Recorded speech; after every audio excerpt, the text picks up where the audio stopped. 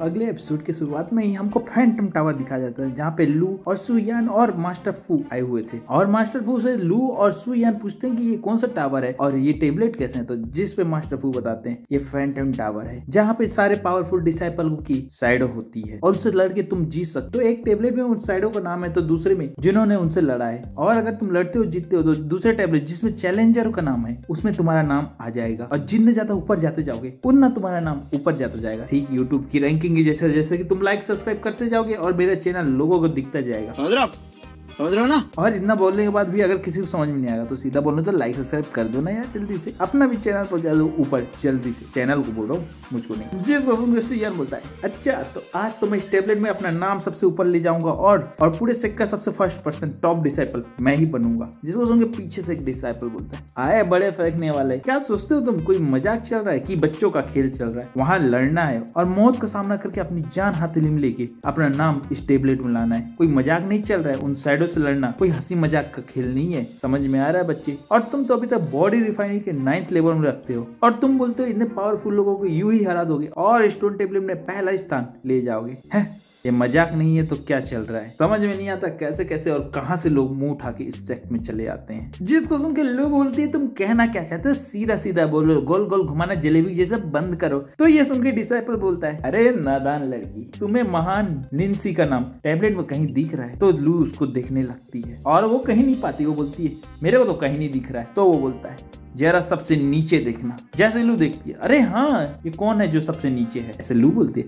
तो बोलता है अरे पागल हो रहा, समझ में नहीं आता है, मैं हूँ और देखो तुमसे ज्यादा कल्टीवेशन लेवल मेरा है फिर भी मैं सबसे नीचे हूँ। तो जरा तुम सोचो तुम कितने नीचे होगे। जब मुझ महान जैसा इंसान इस टेबलेट में ऊपर नहीं जा पाता तो तुम्हारी क्या औकात है कि तुम ऊपर जा पाओगे। जरा सा अकल लड़ाओ, समझ में अपने आप आ जाएगा। इनको कुछ पता नहीं रहता, पता नहीं कहाँ से आ जाता। समझ में आया नादान लड़की की और कुछ बताऊं। और वो बेअकल लड़का कहाँ गया मुझको नहीं दिखा। तो अब हमें पता चलता है लिंची जब अपनी तारीफ कर रहा था उसी समय सुयान टावर के अंदर चला गया और उसके क्लोन से मिल लिया जो कि अंदर भी तारीफ ही कर रहा था। तो सुयान ने तुरंत एक पंच लगा दिया और वो वहीं पे लुढ़क गया और वो अगले लेवल में चला गया और टावर के बाहर सुयान का नाम लिंची की जगह टेबलेट में आ गया। जिसको देख के टावर के बाहर डिसाइपलों ने हल्ला कर दिया और जिसको लिंची सुन के तुरंत टेबलेट की ओर देखा तो ये क्या, उसका नाम अब हट चुका था और उसकी जगह सुयान का नाम आ गया था। और इसको देख के उसको लगभग हार्ट अटैक आ गया और बोला कि बॉडी रिफाइंड वाला लड़का मुझको कैसे हरा दिया, ये नामुमकिन है, उसने चीटिंग किया। नहीं नहीं नहीं ये कैसे हो गया, मुझको अभी भी यकीन नहीं हो रहा, कुछ तो गड़बड़ है। लेकिन वो ये सब बोल ही रहा था तभी डिसाइपलों ने बोला देखो सुयान का नाम ऊपर है जा रहा और लगातार बढ़ते ही जा रहा है और वो रुकने का नाम नहीं ले रहा है। आखिर ये कैसे हो रहा है। लगता है जो अंदर गया है वो बहुत ही ज्यादा पावरफुल है और किसी बड़े क्लान का हिस्सा है, तभी तो इतना खतरनाक और तेजी से आगे बढ़ रहा है और सारे डिसाइपलों को हराए पड़ा है। आखिर ये सुयान कौन है जो इतना तेजी से बढ़ रहा है। तभी उन भीड़ में से कुछ डिसाइपल बोलते हैं ज्यादा मत बोलो, अभी देखना वो हार जाएगा, वो 50वें नंबर भी नहीं पहुंच पाएगा क्योंकि बड़े बड़े नाम 80 और 70 नंबर में जो उसको ऐसे उठा के फेंक देंगे। लेकिन पास खड़ा हुआ डिसाइपल बोलता है 70-80 वाले डिसाइपल उसको फेंक देंगे। अरे जेरा टेबलेट तो देखो 50 में 40 में और 30वें नंबर में पहुंच गया,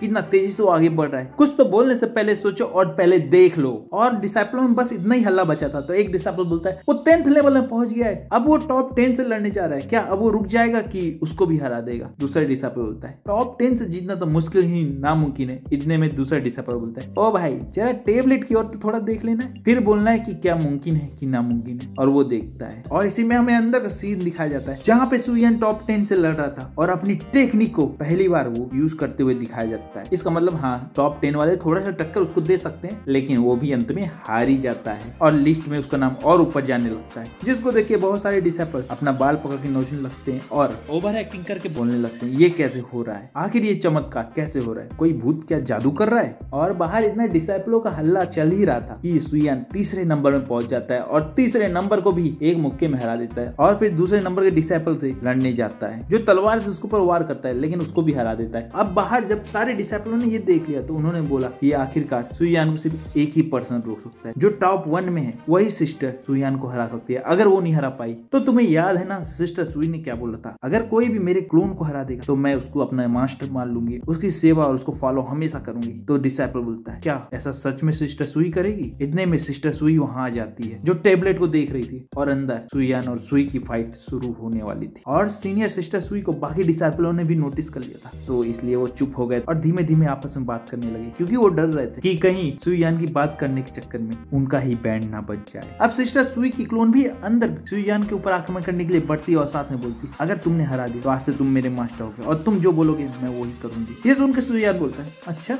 ऐसा प्रॉमिस कौन करता है? सिर्फ हारने में कोई किसी की सेवा करने के लिए कैसे तैयार हो सकता है? क्या तुम्हें डर नहीं लगता है? क्या कहीं मैं कुछ और भी मांग सकता हूँ? अरे पागल, मेरी जगह कोई बुरा इंसान होता पता नहीं क्या क्या मांग लेता और क्या क्या कर सकता था। क्या तुम्हें डर नहीं लगता? और इसके बाद आपस में दोनों की फाइट होती है और जबरदस्त लड़ाई शुरू हो जाती है, जिसमें सिस्टर सुई अपनी तलवार को उपयोग करती है और सुयान ताइशी टेक्निक को यूज करता है और फिर दोनों को टकराव होता है और दोनों अपनी जगह से पीछे हट जाते हैं। और इसका मतलब पता चलता है कि वो दोनों लगभग बराबर ही होते हैं। लेकिन तभी सिस्टर सुई Z and I technique use करती है और अपने Z and I short technique से सुयान पे अटैक करती है, जिसको देख के सुयान अपने बचाव के लिए गोल्डन बेल्ट टेक्निक यूज करता है और अपने बॉडी को सारे शॉर्ट से बचाता है। और स्वॉर्ड ऑफ कमिंग का असर सुयान के ऊपर नहीं होता है। और अगर तुम्हें स्वॉर्ड ऑफ कमिंग का हिंदी एक्सप्लेनेशन सुनना है तो कमेंट में बता देना, उसको भी एकदम अपने स्टाइल में मैं तुमको सुनाऊंगा। और अब सुयान 9 फिस्ट हार्मनी टेक्निक का 8 फॉर्म यूज करता है और सिस्टर सुई में एक जबरदस्त प्रहार करता है, जिसके प्रहार से सुई ने अपने स्वॉर्ड से रोक लिया, लेकिन उसके झटके से वो सीधा नीचे जाके गिर पड़ी